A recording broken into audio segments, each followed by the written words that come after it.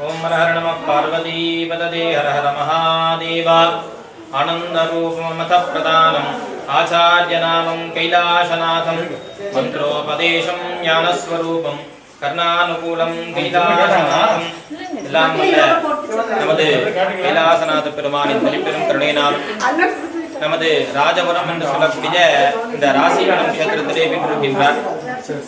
அதாவது நமது தமிழ்நாட்டிலே எல்லா ஆலயங்களுமே பார்த்தீங்கன்னா கிழக்கு அல்லது வடக்கு பார்த்த மாதிரி அந்த ஆலயமாக அமைந்திருக்கும். ஆனால் நம்மளுடைய இந்த மேற்கு பார்த்து என்று சொல்லக்கூடிய பশ্চিமம் என்று சொல்லக்கூடிய மேற்கு பார்த்து இருக்கக்கூடிய சிவாலயங்கள் மிகவும் கம்மி. அப்படியாக நம்மளுடைய தமிழ்நாட்டில் இந்த மேற்கு பார்த்து இருக்கக்கூடிய சன்னதியாக வீற்றிருக்கின்றார் நமது கைலாசநாத பெருமான். இந்த ஆலயத்தினுடைய தல வரலாறு என்னன்னு பார்த்தீங்கன்னா, அதாவது கடையேழு வள்ளல்ல ஒருத்தராக விளங்கக்கூடியவர் இந்த வல்வில்லோரி பெருமான். அவர் மிகவும் வில்வித்தையில ரொம்ப சிறந்து விளங்கக்கூடியவர். அப்படியா இருக்கக்கூடிய அந்த வல்வில்லோரி பார்த்தீங்கன்னா ஒரே அம்புலியே மான், புலி, யானை, பன்றி மற்றும் அந்த மரத்தில் இருக்கக்கூடிய உடும்பு, இப்படி அந்த உயிர்கள்லாம் ஒரே அம்புலியே அந்த உயிரெல்லாம் கொண்டிருக்கார். அப்படியாக மிகவும் வில்வித்தையில ஆற்றலாக விளங்கக்கூடிய இந்த வல்வில்லோரி என்று சொல்லக்கூடிய அரசர். அதாவது குறுநிலம் என்று சொல்லக்கூடிய நம்மளுடைய சோழநாடு, இப்படியா சோழமன்னன், பாண்டியமன் அவங்களுக்கு கீழ் உட்பட்டு குறுநிலம் என்று சொல்லக்கூடிய சிறு சிறிய நாடுகளை ஆண்டு வரக்கூடியவர் இந்த வல்வில்லோரி பெருமான். அவருடைய தலைமையமாக இருக்கக்கூடியது கொல்லிமலை. அந்த அரசர் பார்த்தீங்கன்னா ஒரு தடவை இந்த ராஜபுரம் என்று சொல்லக்கூடிய இந்த ராசிபுரம் ஊருக்கு வேட்டையாட வராரு. அப்படி வரும்பொழுது பார்த்தீங்கன்னா ஒரு வெண் பன்றி ஒன்று இந்த தோட்டத்தில் சுற்றிக்கிட்டே இருக்கு. அவரும் ரொம்ப நேரம் அந்த பன்றியை வேட்டையாடணும்னு நினைக்கிறாரு, ஆனால் அவரால முடியல. ஒரு இடத்துல பார்த்தீங்கன்னா கரெக்டாக அம்பு விடுறாரு, அந்த பன்றி மேலே பட்டு அந்த பன்றி மறைஞ்சிருக்கு. உடனே அந்த இடத்துல போய் அந்த புல்வெளி விலைக்கு பார்க்குறாரு, ஒரே ரத்தமாக வருது. அந்த இடத்துல சுவாமி காட்சி தராரு.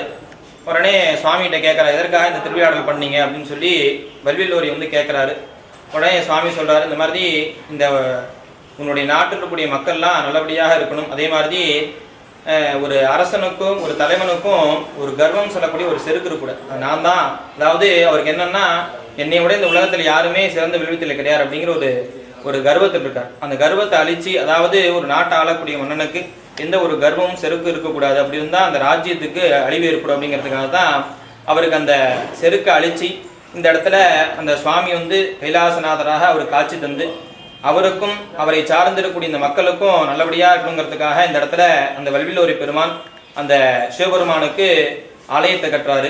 அப்படி ஏற்பட்டது தான் இந்த சிவாலயம். இந்த சுவாமி பார்த்தீங்கன்னா ஸ்வயம்பூமூர்த்தி, தானாக மண்ணிலிருந்து வந்தவர். அதே மாதிரி சுவாமிக்கு அபிஷேக காலங்களில் அந்த அம்பு பட்ட இடம், அதாவது அந்த பன்றி மேலே அம்பு பட்டு ரத்தம் வெளியே வந்தது, இது சுவாமியாக காட்சி தராரு.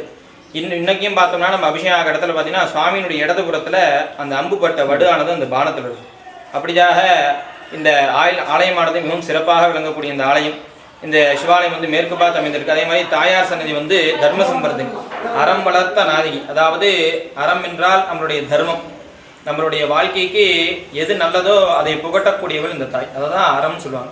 அப்படியாக அந்த அறத்தை வளர்க்கும் கூடிய வகையில் இந்த இடத்துல இந்த மக்களுக்கு தாயாக நம்மளுடைய தர்ம சம்பர்தனி என்று சொல்லக்கூடிய அறம் வளர்த்த தாயகி நாயகார் இந்த இடத்துல வீட்டிருக்காங்க.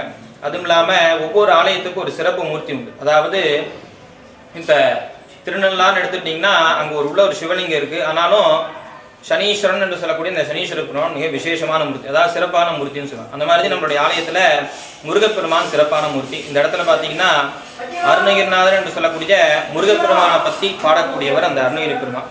திருப்புகழ் என்று சொல்லக்கூடிய அந்த நூலை இயற்றியவர் அந்த அருணகிரி பெருமான் தான்.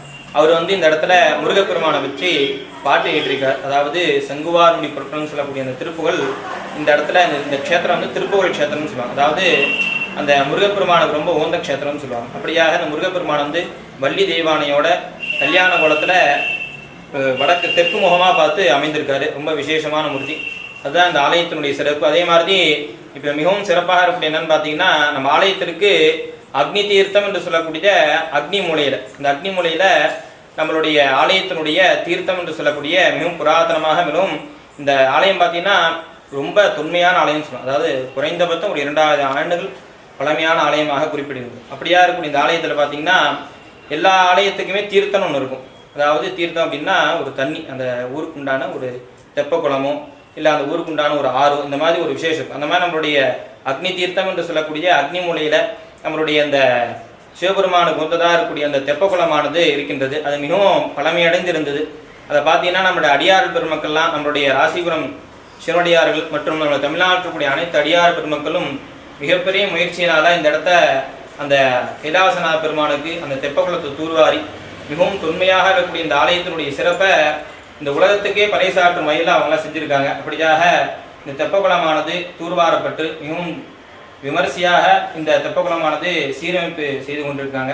மென்மேலும் கைலாசனுடைய பெருமானுடைய அருளால் அந்த இடத்துல சுவாமிக்கு தெப்போத்சவம் என்று சொல்லக்கூடிய விழாக்கள்லாம் நடைபெற்று சுவாமியினுடைய அருளால் எல்லா விதமான மக்களும் நலன்களும் வளங்களும் பெற்று கைலாசனுடைய பெருமானுடைய பாத கமலங்களை போற்றி வணங்குகிறோம். நாமக்கல் மாவட்டம் ராசிபுரம் நகரத்தில் உள்ள கைலாசநாதர் கோயில் பக்கத்தில் இந்த தெப்பக்குளம் இப்போ கண்டுபிடிக்கப்பட்டுள்ளது. இது குறைஞ்சபட்சம் பார்த்திங்கன்னா ஒரு 1000 வருஷத்துக்கு முன்னாடி வெல்வில்வரி அவர்களால் உருவாக்கப்பட்டது. சில காலமாக யாரும் பராமரிக்காமல் அதை கொஞ்சம் குப்பை போட்டு மூடிட்டாங்க. ஆனால் இப்போது நமது அடியாரெலாம் சேர்ந்து மக்கள்லாம் ஒன்றா சேர்ந்து தூர்வாரி உழவார பணியை மேற்கொண்டு இருக்கிறாங்க. பேர் என்ன? என் பேர் வெங்கடாச்சலங்க. இப்போ இருக்கிறது வெள்ளந்தூரில் இருக்கிறோம். சரி, நாங்கள் வந்து சின்ன வயசுலேருந்து இங்கே தான் படிச்சிருக்கிறோம், இங்கே தான் வளர்ந்துருக்கிறோம். இந்த தெப்பக்குளம் வந்து எங்களுக்கு தெரிஞ்சு தண்ணியெல்லாம் மேலே இருந்து நாங்கள் தண்ணியெல்லாம் இறங்கி அதெல்லாம் குளிச்சிருக்கிறோம். அப்போ ஒரு இதில் இப்போ கிட்டத்தட்ட இடத்துல வந்து ஒரு 1970 எத்தனை வருஷம் இருக்குங்க? 1970. அப்போ நாம் இந்த குளத்தினுடைய இது தெரியும். அந்த கம்பங்கள்லாம் வந்து நித்திய சுமங்கலி அந்த மாரியம்மனுடைய கம்பம்லாம் இங்கே தான் வச்சு பூஜை போட்டு எடுத்த வருஷத்துக்கு ஒரு முறை செஞ்சுருந்தாங்க. நாங்கள் சிறப்பாக பார்த்துருக்குறோம்.